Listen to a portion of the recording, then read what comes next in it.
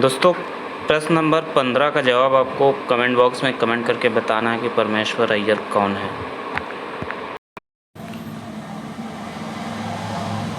पहला प्रश्न है, भारत की पहली पेपरलेस हाईकोर्ट कौन सी है? तो दोस्तों इसका सही उत्तर हो जाएगा केरल। सी स्पेस क्या है? तो ये दोस्तों केरल राज्य का पहला OTT प्लेटफॉर्म है। स्वयं की इंटरनेट सेवा शुरू करने वाला प्रथम राज्य कौन सा है? तो केरल है। यह सेवा के-फोन प्रोजेक्ट के नाम से शुरू की गई है। त्रिशूर पूरम त्यौहार कहाँ मनाया जाता है? तो दोस्तों यह भी केरल में ही मनाया जाता है। 2026 में कॉमनवेल्थ गेम्स कहाँ आयोजित होंगे? तो दोस्तों ये 26 में ऑस्ट्रेलिया में होंगे, जबकि 22 में अभी बर्मिंघम यूके में कराए जा रहे हैं। समुद्री साझेदारी अध्याय MPX किन दो देशों के मध्य आयोजित हुआ है? तो भारत और फ्रांस के मध्य हुआ है। INS तर्कस इसमें शामिल हुआ है। अगला प्रश्न है प्रश्न नंबर 7, क्वाड की अगली बैठक कहाँ आयोजित होगी? तो 2022 की बैठक टोक्यो जापान में की गई, जबकि अगली बैठक ऑस्ट्रेलिया में होगी। ऑस्ट्रेलिया के नए प्रधानमंत्री कौन हैं? तो एंथनी एल्बनीज़ हैं इसके नए प्रधानमंत्री। राजीव कुमार मुख्य चुनाव आयुक्त हैं भारत के, जबकि नंदकिशोर 15वें वित्त आयोग के अध्यक्ष नियुक्त किए गए हैं। के वेणुगोपाल कौन है? दोस्तों के वेणुगोपाल जो हैं तो भारत के अटॉर्नी जनरल ऑफ इंडिया हैं। गिरीश चंद्र मुर्मू नियंत्रक एवं महालेखा परीक्षक हैं, जबकि जस्टिस अरुण कुमार मिश्रा जो हैं वो मुख्य चुनाव आयुक्त हैं। सुमन बेरी नीति आयोग के उपाध्यक्ष हैं। परमेश्वर अय्यर जो हैं वो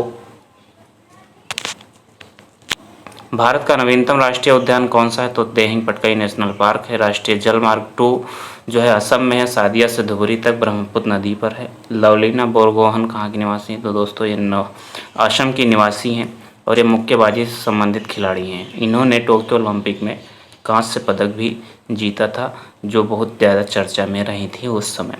जैसा कि आप सभी जानते हैं, अभी टोक्यो ओलंपिक कुछ दिन पहले यानी 2021 में आयोजित किया गया था, जिसमें लवलीना बोरगोहन ने कांस्य पदक जीता था।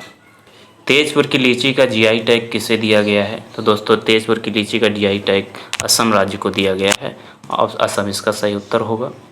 प्रश्न नंबर 20 है, जिला सुशासन सूचकांक जारी करने वाला पहला केंद्र शासित प्रदेश कौन सा है? तो जम्मू है।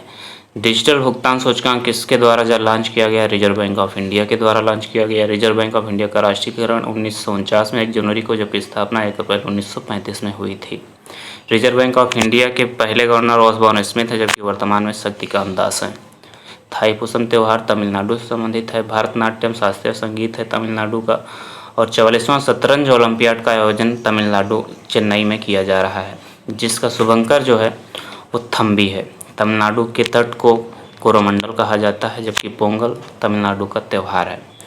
हाल ही में किस राज्य में मुख्यमंत्री सारथी योजना की शुरुआत करने की घोषणा हुई? तो झारखंड में निःशुल्क कोचिंग से संबंधित होगी।